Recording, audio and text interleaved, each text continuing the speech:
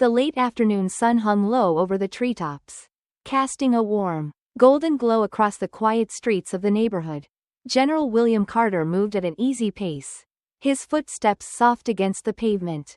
He was a tall man, his broad shoulders and upright posture a testament to years of disciplined service. Dressed in a simple white t-shirt and jeans, his casual attire belied the authority he carried in other parts of his life. Here, in this pocket of suburbia, he wasn't the decorated army general who had commanded troops and navigated crises. He was simply William, enjoying the solitude of an evening walk. This neighborhood had become his sanctuary, a place to unwind, away from the demands of his career. The streets were lined with stately homes and manicured lawns, a testament to the quiet affluence of the area. It was a neighborhood that exuded peace, where the hum of a passing car was often the loudest sound to break the stillness. For William, these walks were a ritual. They offered a moment to think, to reflect, and to step away from the weight of his responsibilities. He loved the way the light filtered through the leaves, the rhythmic crunch of gravel beneath his shoes, the way the air carried the faint scent of freshly mown grass. It was a simplicity he cherished, one that reminded him of his childhood before life had become so complicated. Yet even in this serene setting, there were moments when William felt the subtle weight of being different. He had lived in the neighborhood for years, but not everyone knew that. He'd felt the cautious glances of unfamiliar neighbors, the hesitation in their greetings when they crossed paths. It wasn't overt hostility. It rarely was. But it was there. A quiet reminder that his presence wasn't always unquestioned. Today, though, his thoughts were far from such concerns. He let his mind wander to a recent conversation with a young officer he'd mentored. Someone full of hope and potential. The memory brought a faint smile to his face. Moments like that reminded him why he did what he did, why he'd devoted his life to service. As he walked, he passed the familiar markers of the neighborhood, the white picket fences, the neatly trimmed hedges, the occasional dog barking from behind a gate. A few residents were out enjoying the evening, a woman walking her terrier, a child riding a bicycle in a driveway, a man adjusting the sprinklers on his lawn. They all seemed at ease, wrapped in the quiet comfort of routine. William nodded politely to those he passed, his manner friendly but reserved. He had always been a private man, one who valued respect over familiarity. The streets here felt safe, familiar, even if not everyone welcomed him with open arms. He didn't mind. He had seen too much in his life to be bothered by small slights. The shadows lengthened as the sun dipped lower, the golden light deepening into amber. William paused for a moment at the edge of a cul-de-sac. Glancing at the horizon, the quiet was soothing, a balm for a restless mind. He took a deep breath, savoring the coolness of the air, and turned to continue his walk. Unbeknownst to him, a patrol car crept slowly down the street a few blocks away. Inside, Officer Jacob Harris adjusted his rearview mirror, his eyes scanning the neighborhood with practiced vigilance. To him, the streets were more than just peaceful, they were his responsibility to protect. Yet, as his gaze fell on William in the distance, something stirred in his mind. His fingers drummed lightly on the steering wheel, his thoughts unspoken but already taking shape. William walked on, oblivious to the watchful eyes following him from afar. For him, this was a moment of peace. But peace, as he would soon learn, could be fragile, a delicate balance easily disrupted by a single assumption. The patrol car moved at a crawl, its engine purring softly against the quiet backdrop of the neighborhood. Officer Jacob Harris scanned the streets with a practiced gaze, his eyes sweeping over every driveway, every porch, every figure in sight. To him, these patrols were second nature. The routine felt ingrained after 10 years on the force, a part of who he was. The sun was low now, its golden light casting long, slanting shadows that danced across the pavement as the car rolled forward. Jacob liked this neighborhood. It was orderly, predictable, the kind of place where the lawns were always trimmed and the mailboxes stood upright. He prided himself on keeping it that way, believing himself to be the invisible line that kept things running smoothly. He had always thought of his job as protecting the boundaries of a fragile peace, ensuring nothing disturbed the balance of this carefully curated world. As he passed a row of homes, he spotted a man walking alone on the sidewalk. Jacob's eyes narrowed slightly. The man was tall, broad-shouldered, his stride unhurried. He wore a plain white t-shirt and jeans. His demeanor relaxed, as though he had every reason to be there. But something about him drew Jacob's attention. He didn't recognize this man. And in a neighborhood like this, that alone was enough to raise a flicker of suspicion. Jacob's fingers tightened on the steering wheel as he slowed the car even further, his eyes following the figure. The man didn't seem to notice him at first. When he did glance briefly at the patrol car, his expression remained calm, indifferent. That calmness unnerved Jacob. He didn't like it. It felt too self-assured, too unconcerned. It was the kind of demeanor that made him question whether the man belonged.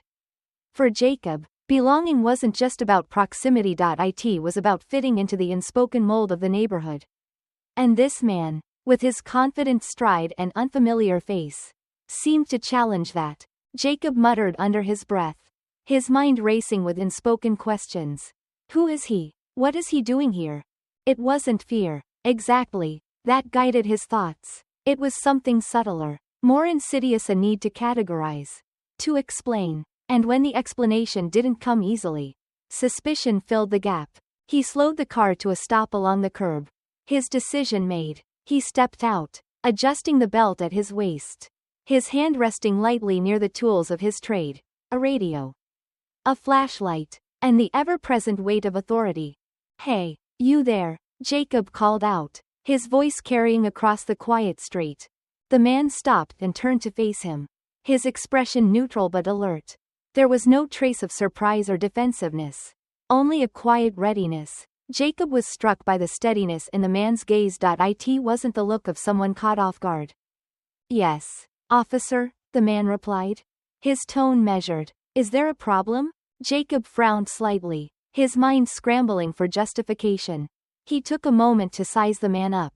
Up close, there was nothing overtly alarming about him. His stance was relaxed, his hands visible at his sides. But Jacob couldn't shake the feeling that something was amiss. What are you doing here? He asked, his tone sharper than he intended. The man tilted his head slightly, as though considering the question. I'm just taking a walk, he said evenly. Is that not allowed? The response caught Jacob off guard. It wasn't the words themselves but the calm, unbothered way they were delivered. He had expected hesitation, maybe even nervousness. But this man didn't seem fazed by the encounter. This is a private neighborhood, Jacob said, his voice firm. We don't usually see people like you around here. The words hung in the air, unspoken assumptions woven into their fabric. The man's expression didn't change, but Jacob thought he saw a flicker of something in his eyes, disappointment, perhaps, or something deeper. I live nearby, the man said after a pause, his tone steady. Just a few blocks over. I've been walking here for years. Jacob didn't like the answer. It felt too simple, too dismissive of the unease he couldn't quite name. He squared his shoulders, stepping closer. I'm going to need to see some ID. The man raised an eyebrow but didn't argue.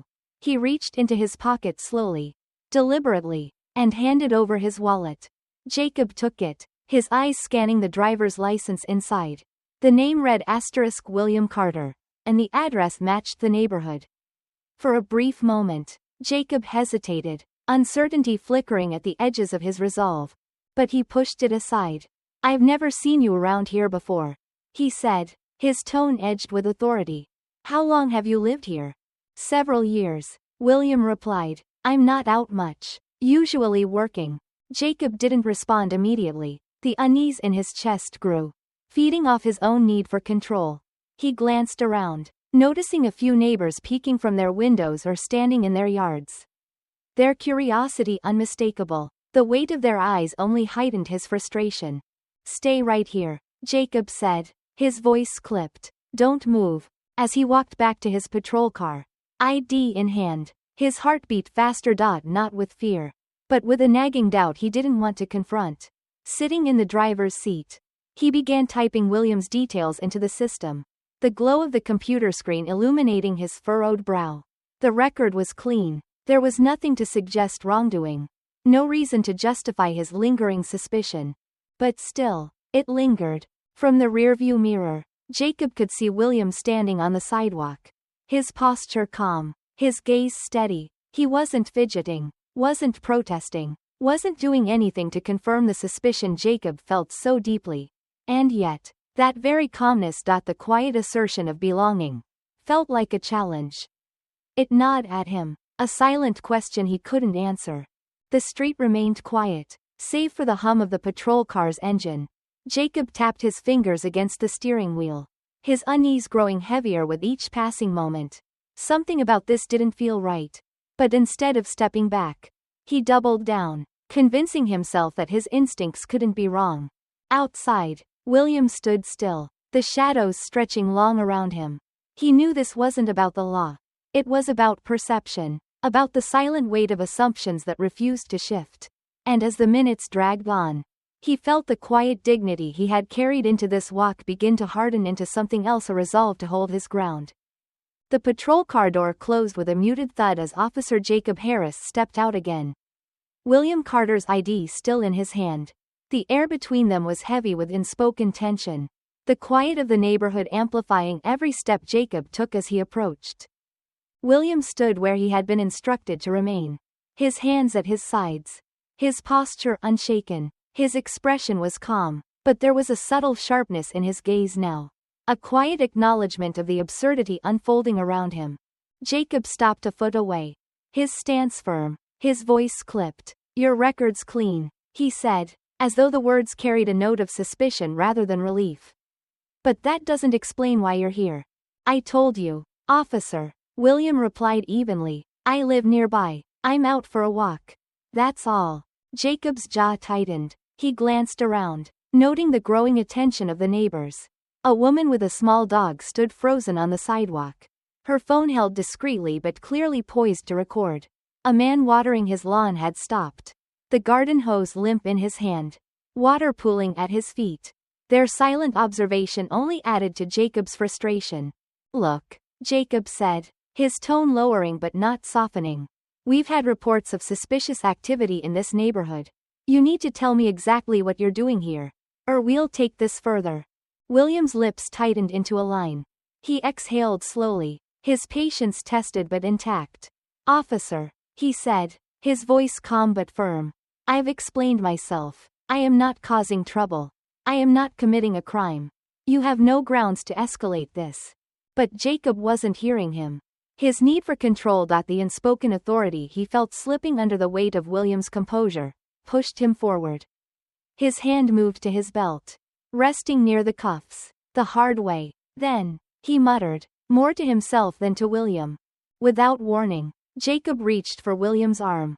His grip was firm, rougher than it needed to be. The touch was electric, not in its force but in what it signified. William stiffened, his years of military training kicking in instinctively. He could have resisted, easily turned the situation in his favor. But he didn't. Instead, he allowed Jacob to guide him toward the patrol car, the cuffs clicking into place with a finality that echoed louder than the sound itself. "Is this really necessary?" William asked, his voice measured but tinged with incredulity. "You've seen my ID. You know where I live." Jacob ignored him, focusing instead on opening the car door. "Get in," he said curtly. William complied, lowering himself into the backseat of the patrol car with the grace of a man who had faced far worse and still carried himself with dignity. As the door slammed shut behind him, the murmurs of the onlookers grew louder. The woman with the phone raised it higher, her determination now unmasked. Inside the car, William stared straight ahead. The interior smelled faintly of vinyl and disinfectant, a sterile contrast to the weight of the moment. His wrists ached faintly from the cuffs, but he ignored the discomfort. What troubled him wasn't the physical restraint but the deeper implications of what had just occurred. This wasn't about law enforcement. It wasn't about safety or procedure.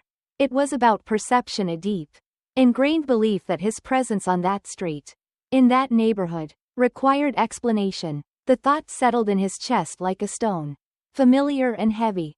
Through the rearview mirror, he caught a glimpse of Jacob's face.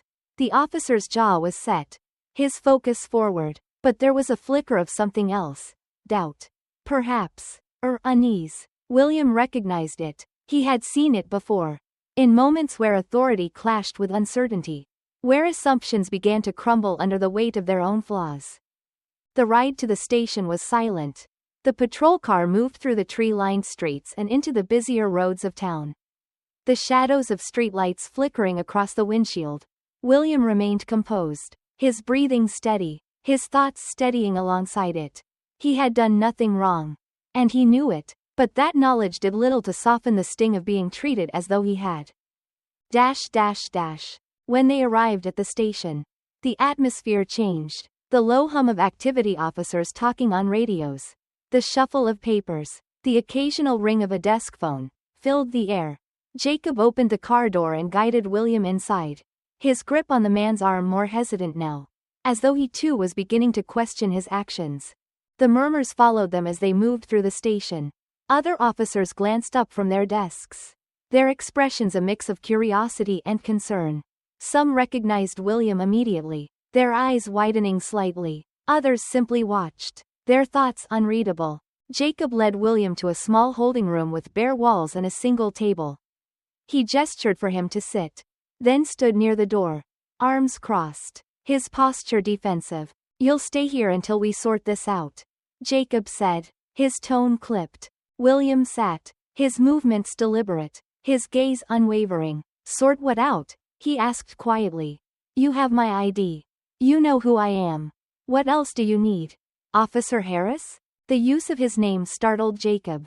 He hadn't expected William to notice the small badge pinned to his uniform, let alone use it. He hesitated, then said, "I need to know why you thought you could walk around a neighborhood like that without raising questions." William's jaw tightened, his patience finally fraying. "A neighborhood like that?" he repeated. "And what does that mean? Officer Harris? What exactly about me do you find so suspicious?"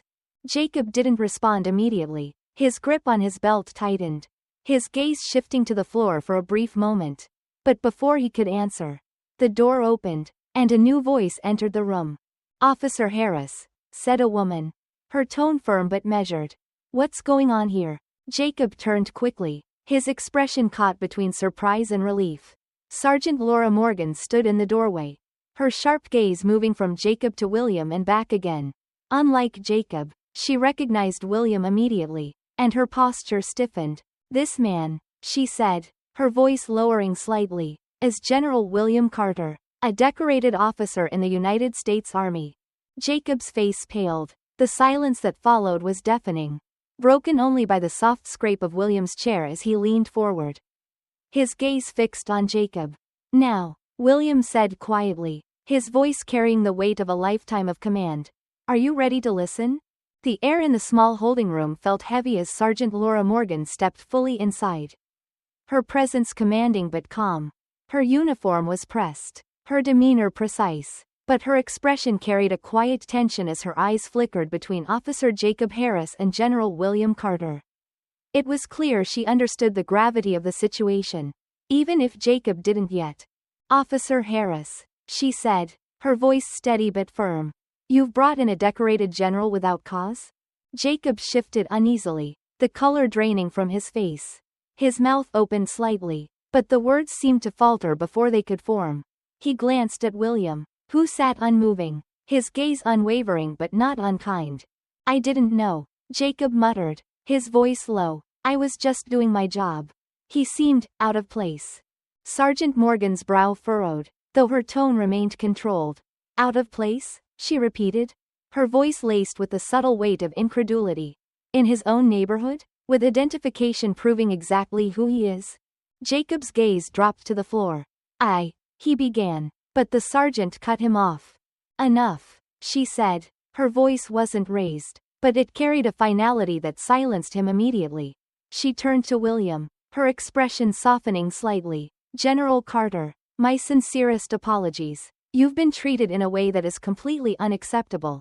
William inclined his head slightly, his composure unbroken. "Thank you, Sergeant," he said, "but this isn't just about me. It's about the mindset that allowed this to happen in the first place." Morgan nodded, her expression somber. "You're right," she said, "and it's something we need to address. immediately.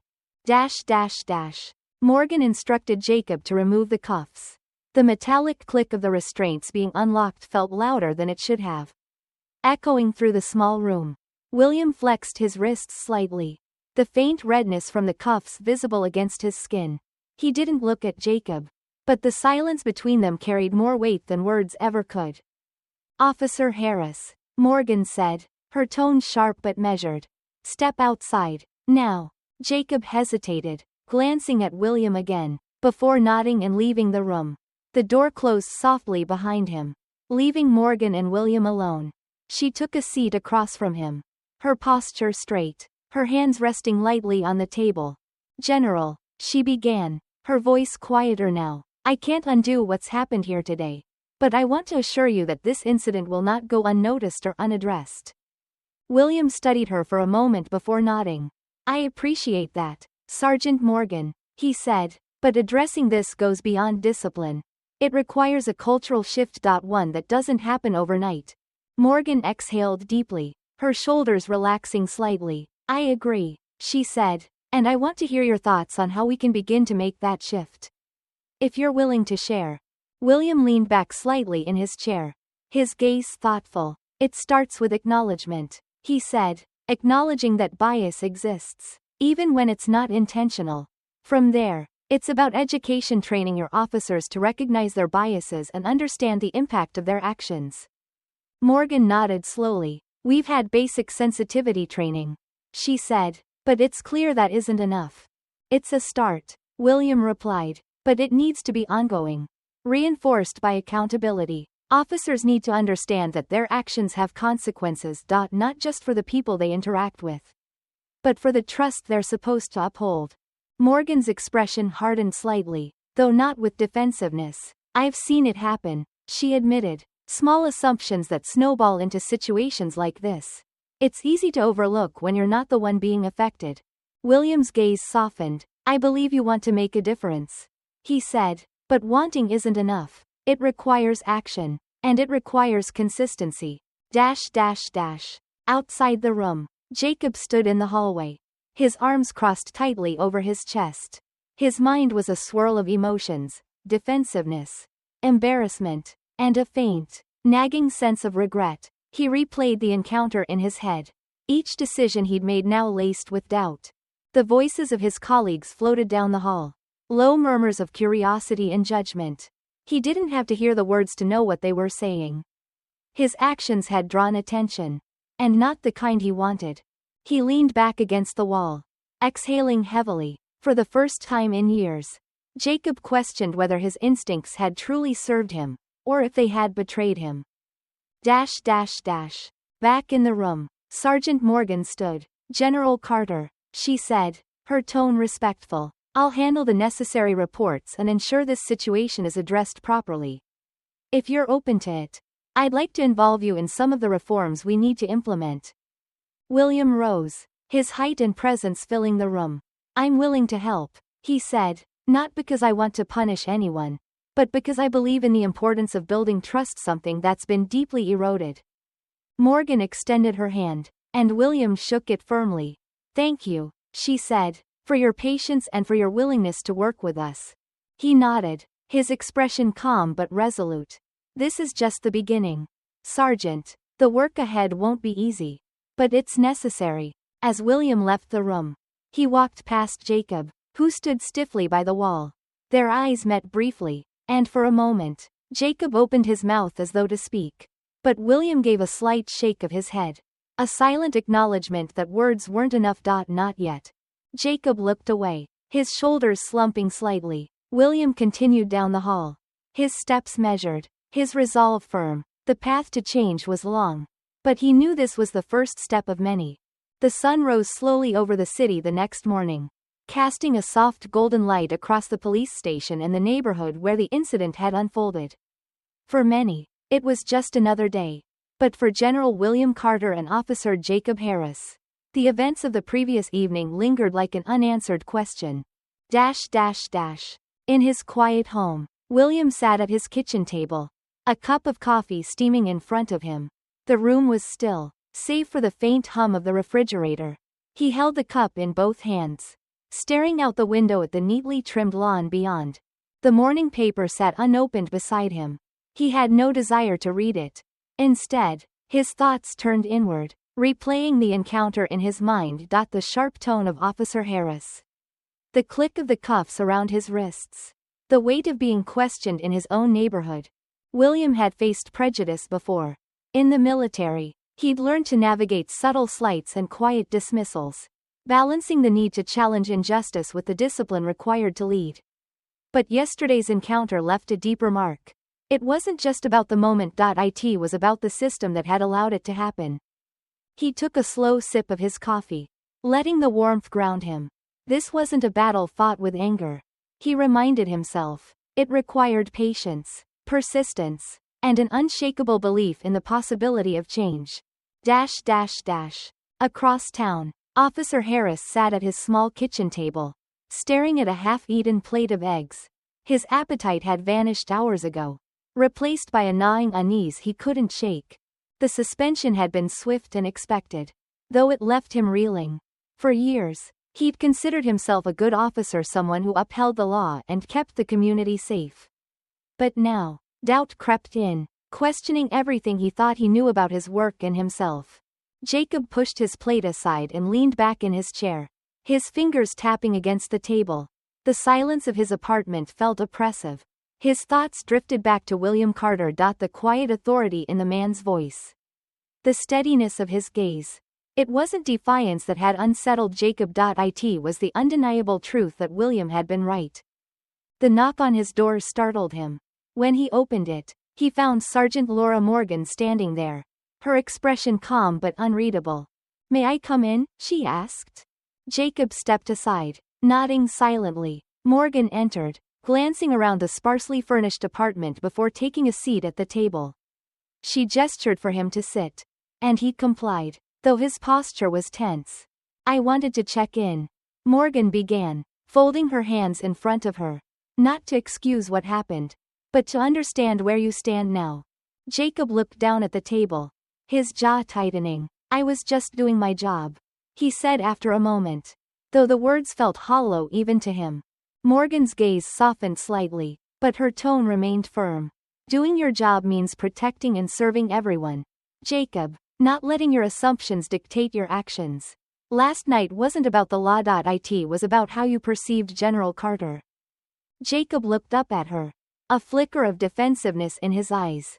"I didn't mean to. But you did," Morgan interrupted gently, "and now you need to face that. This isn't just about one incident. It's about recognizing the biases that we all carry and making a conscious effort to change."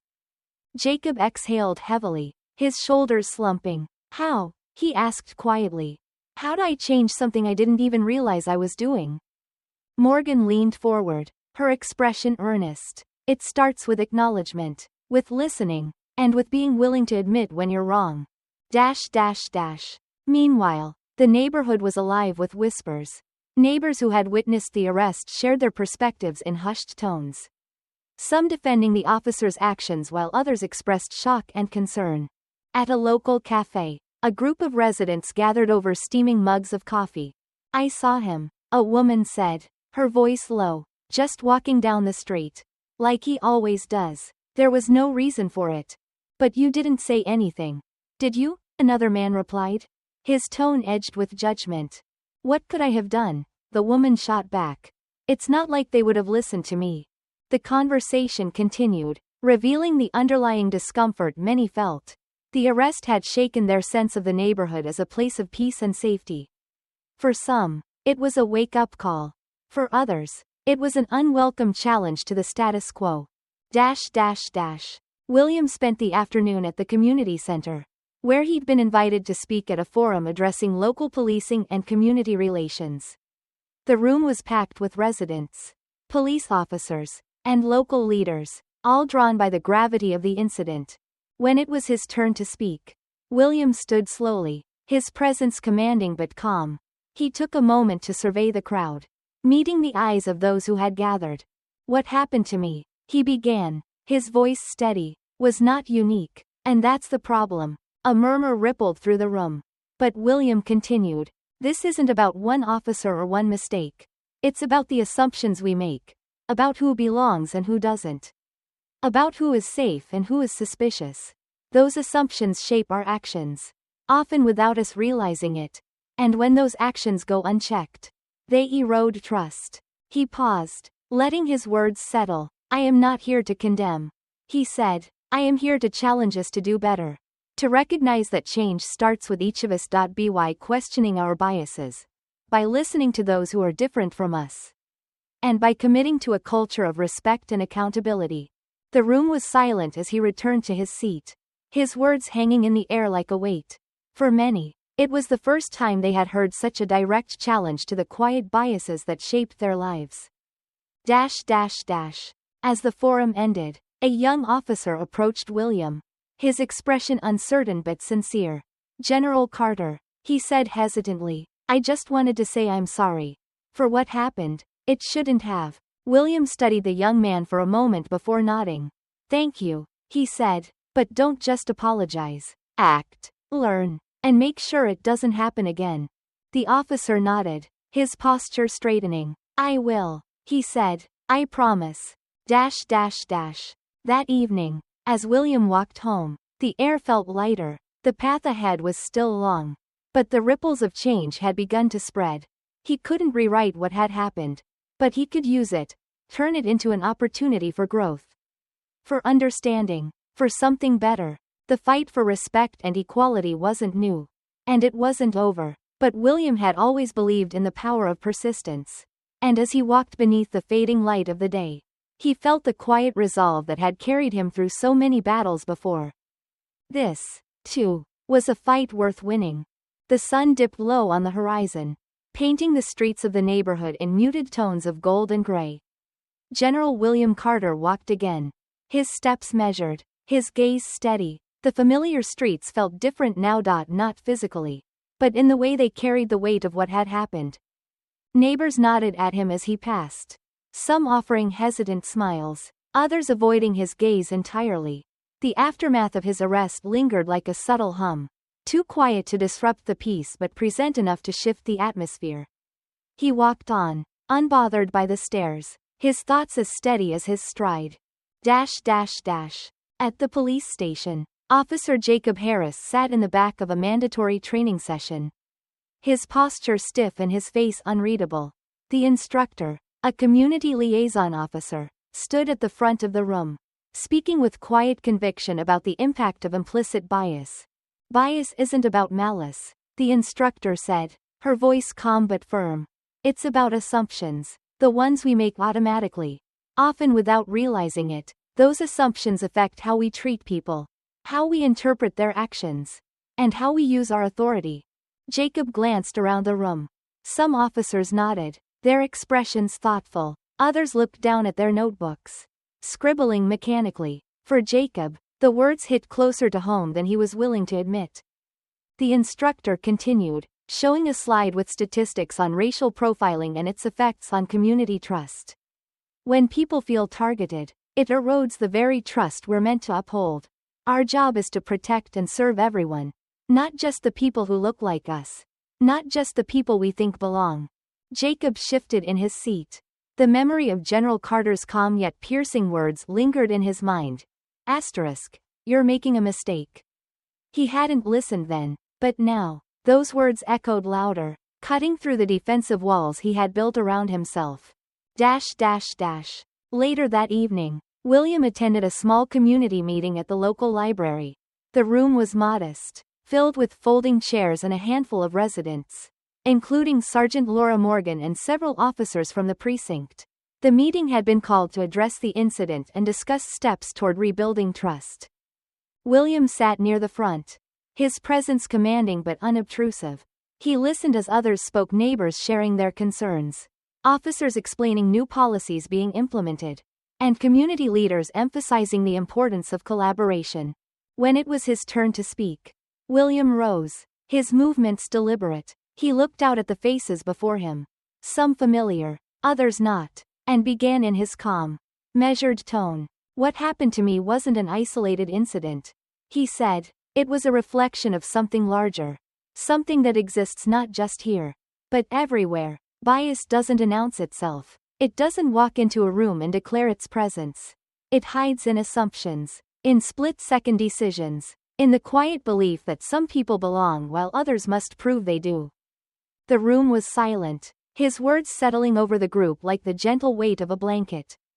I'm not here to demand apologies or point fingers.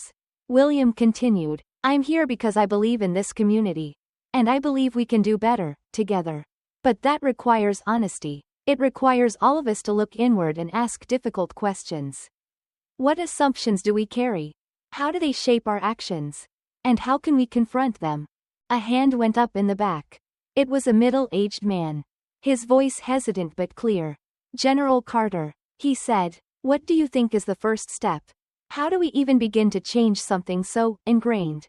William nodded thoughtfully. It starts with listening, he said, not just to people we agree with, but to those whose experiences are different from our own. It's about having conversations, uncomfortable ones. Yes, but necessary. And it's about accountability, not punishment for its own sake, but the kind that leads to growth. Sergeant Morgan watched from her seat. Her expression contemplative. She had spent years in law enforcement, navigating a profession that often valued authority over empathy. But moments like this reminded her of why she had joined in the first place. To make a difference. Next to her sat Officer Jacob Harris. He listened in silence, his hands folded tightly in his lap. The words being spoken felt pointed. Even though he knew they weren't directed solely at him, they stirred something within him, a mix of guilt, regret, and the faintest glimmer of hope that he could do better. As the meeting wrapped up, residents lingered to speak with one another. Morgan approached William, extending her hand. Thank you for speaking, she said. It's not easy to confront these issues, but it's necessary. William shook her hand, his grip firm but not forceful. The first step is always the hardest, he said, but it's the most important. Nearby, Jacob hesitated before approaching. When he did, he stood awkwardly for a moment, unsure of what to say. Finally, he cleared his throat. General Carter, he began, his voice low. I just want to say I'm sorry. For everything. I was wrong. William studied him for a moment, his expression unreadable. Then he nodded, acknowledging it as the first step. Officer Harris, he said, what you do next is what matters most. Jacob nodded, his shoulders relaxing slightly. I'll do better, he said. I promise. That night, as William walked home, the cool air felt lighter against his skin. The road ahead was long, and change would not come easily. But as he looked up at the stars scattered across the night sky, he allowed himself a small measure of hope. Hope that conversations like these, rooted in honesty and reflection, could plant the seeds of something better. Hope that the quiet work of challenging assumptions and fostering understanding could ripple outward, touching more lives than he would ever know. The walk continued, steady and unbroken, just as it always had. But this time, William carried with him not just the weight of the past, but the quiet determination to shape a different future. The morning air was crisp as General William Carter stepped outside, the chill brushing against his face. The neighborhood seemed quieter than usual, though the rhythmic sound of sprinklers and the occasional bark of a dog punctuated the stillness. For years, these streets had been his refuge, a place where he could think and find solace. But now, each step felt heavier, not with resentment, but with purpose. Across town, the atmosphere in the police station was markedly different. Officer Jacob Harris sat in the corner of the briefing room, his eyes on the floor. The weight of the past week hung over him like a heavy fog. Since his suspension, Jacob had been a man caught between regret and resolve, uncertain of how to move forward but painfully aware that he had to. Sergeant Laura Morgan stood at the front of the room, her voice steady as she addressed the gathered officers. The events of last week, she began, have highlighted something we can no longer ignore. Bias, whether conscious or unconscious, has no place in how we serve this community. The room was silent, save for the faint creak of chairs as officers shifted uncomfortably. Morgan's tone remained calm, but the weight of her words pressed against the walls like an unspoken challenge. This isn't about one officer or one incident. She continued. It's about recognizing the assumptions we carry and how they shape our actions. And it's about accountability. Not just for what's happened, but for what we do moving forward. Jacob glanced up, meeting Morgan's gaze for a brief moment before looking away again. Her words cut through the defensiveness he'd been clinging to, leaving him exposed to a truth he couldn't deny. Later that day, William attended a meeting with the city's Community Relations Board. A small but significant step toward fostering change. The room was modest, its walls lined with faded posters promoting unity and trust. Around the table sat a mix of community leaders, law enforcement representatives, and residents. William's presence commanded attention, though he spoke with quiet humility. When it was his turn to address the group, he stood, his hands resting lightly on the back of his chair. Change doesn't come easily, he said, his voice calm but deliberate. It requires more than policies and training. It requires a shift in how we see each other. In how we listen. In how we respond to discomfort. He looked around the room, meeting the eyes of each person in turn. The incident that brought us here isn't unique. It's part of a pattern. One that exists not just in law enforcement, but in all aspects of our society. And addressing it means looking inward, as much as outward. A young woman raised her hand, her voice hesitant. General Carter, she said, what can we, as residents, do to help? William nodded, appreciating the sincerity of her question. Engage with your community, he replied. Have conversations with your neighbors, especially those whose experiences differ from your own. And when you see something that doesn't align with the values we hold, speak up. Silence allows assumptions to flourish. Action challenges them. At the police station, Jacob sat alone in a small training room, watching a video on implicit bias as part of his mandated education. The scenarios depicted in the video felt uncomfortably familiar, each one a mirror reflecting his own actions. As the video ended, Jacob leaned back in his chair, exhaling slowly. For the first time, he allowed himself to truly reflect. Not on his intentions, but on the impact of his choices. The discomfort was sharp, but it was also clarifying. When the session concluded, Jacob found himself walking through the station's hallways. His steps slow, his thoughts heavy. He passed a bulletin board filled with photos of officers volunteering at local events. Their smiles genuine, their presence welcomed. It was a stark contrast to the tension he had created during his encounter with William Carter. That evening, as the sun set over the city, William and Jacob crossed paths for the first time since the meeting at the library. It was unplanned. William was walking home from a community forum, and Jacob had been attending a neighborhood outreach event as part of his reformation. They stopped a few feet apart, the air between them filled with a silence that was both heavy and expectant. Jacob was the first to speak. General Carter, he said, his voice quiet but earnest. I know I've apologized before, but I need you to know I'm committed to doing better. I'm attending every training, every session they've offered. I want to change. William studied him for a moment, his expression unreadable. Then, with a slight nod, he replied, acknowledging the need for change is the first step, Officer Harris. The next is following through. And that takes time. Jacob nodded, his posture straightening slightly. I understand, he said, and I'm willing to put in the work. William extended his hand, and after a brief hesitation, Jacob took it. The handshake was firm but brief, a gesture of understanding rather than absolution. The road ahead was long, and neither man believed that one meeting, one conversation, could fix the fractures in their society. But as they parted ways, each carried with them a sense of quiet determination, a belief that even the smallest steps could pave the way for something greater. The neighborhood, the station, the city. All were beginning to shift, slowly but surely, and as the first stars appeared in the evening sky, the quiet work of change continued, steady and unbroken. The days had grown cooler, the early signs of autumn painting the trees with streaks of amber and gold. General William Carter found himself walking the familiar streets of his neighborhood once again. This time, the atmosphere felt subtly different. Neighbors waved more readily, their greetings less hesitant. There was a cautious warmth in the air, as if the community itself was beginning to shift. Inching towards something better, William passed a young woman pushing a stroller. Her smile genuine as she nodded at him. A man trimming his hedge paused to offer a wave. These small gestures didn't go unnoticed. They were fragments of a larger change, incremental, almost imperceptible, but present nonetheless. At the police station, Officer Jacob Harris stood in front of a bulletin board filled with new announcements and policies.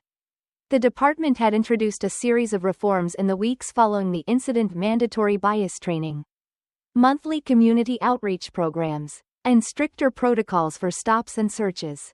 Jacob's suspension had ended, but the experience had left its mark.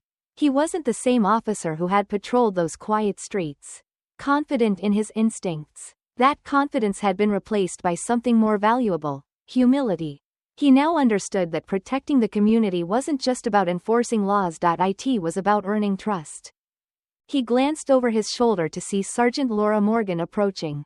She stopped beside him, her gaze also fixed on the bulletin board. "Thoughts?" she asked, her tone even. Jacob hesitated before answering. "It's a start," he said quietly, "but I know it's not enough." Morgan nodded. "Real change takes time," she said, "but what matters is that we're moving in the right direction." Jacob looked at her, his expression serious. "I want to do more," he said, "not just for myself, but for the community. I want to be part of the solution." Morgan's eyes softened, a faint smile tugging at her lips. "Then you're on the right path," she said. "It's not about erasing the past. It's about what you choose to do now." Later that week, the community center hosted another forum. This one was larger, with more residents in attendance. Along with several officers, including Jacob, William had been invited to speak again, though he approached the podium with the same quiet humility that had come to define him. "Trust," he began, his voice calm but steady, "isn't something that can be demanded. It must be earned, and that takes effort, consistency, and a willingness to confront uncomfortable truths." He paused, his gaze sweeping across the room. "What happened to me was painful. Yes. But it was also an opportunity, a chance for all of us to reflect on how we see one another, on the assumptions we carry, and on the steps we need to take to create a better, more inclusive community." As William spoke, Jacob sat near the back, his hands clasped tightly in his lap. He listened intently, each word resonating with the quiet truth of his own experience. When the forum ended, residents lingered to talk, forming small groups that buzzed with conversation. Jacob approached William cautiously, waiting until the crowd around him had thinned. When their eyes met, Jacob extended his hand. "General Carter," he said, his voice steady but soft. "Thank you for your patience, for your leadership. And for holding me accountable." William took his hand, his grip firm but not forceful. "Accountability is just the beginning, Officer Harris," he said. "What matters now is how you carry that forward." Jacob nodded, his resolve clear. "I intend to. In the weeks that followed, the neighborhood began to rebuild its sense of identity, one that included a deeper understanding of its own biases and blind spots.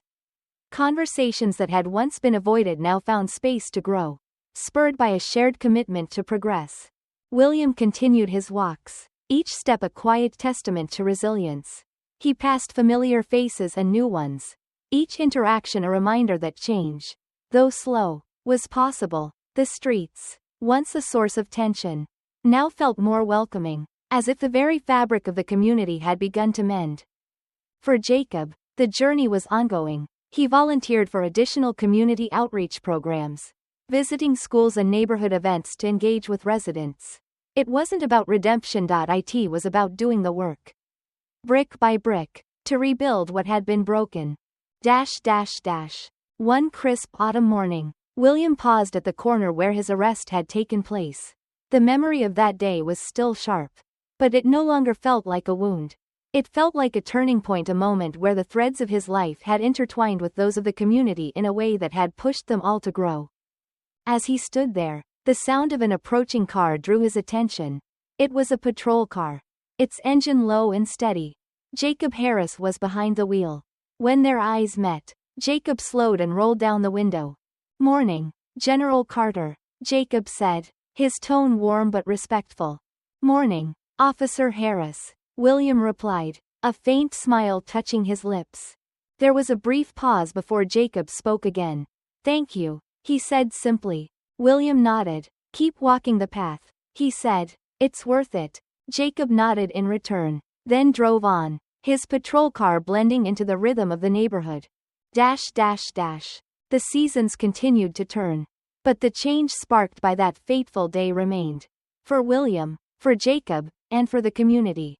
The journey toward understanding was far from over.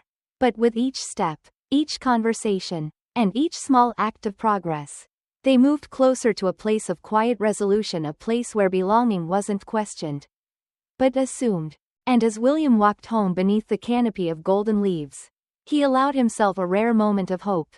Sometimes, the smallest steps could lead to the greatest changes.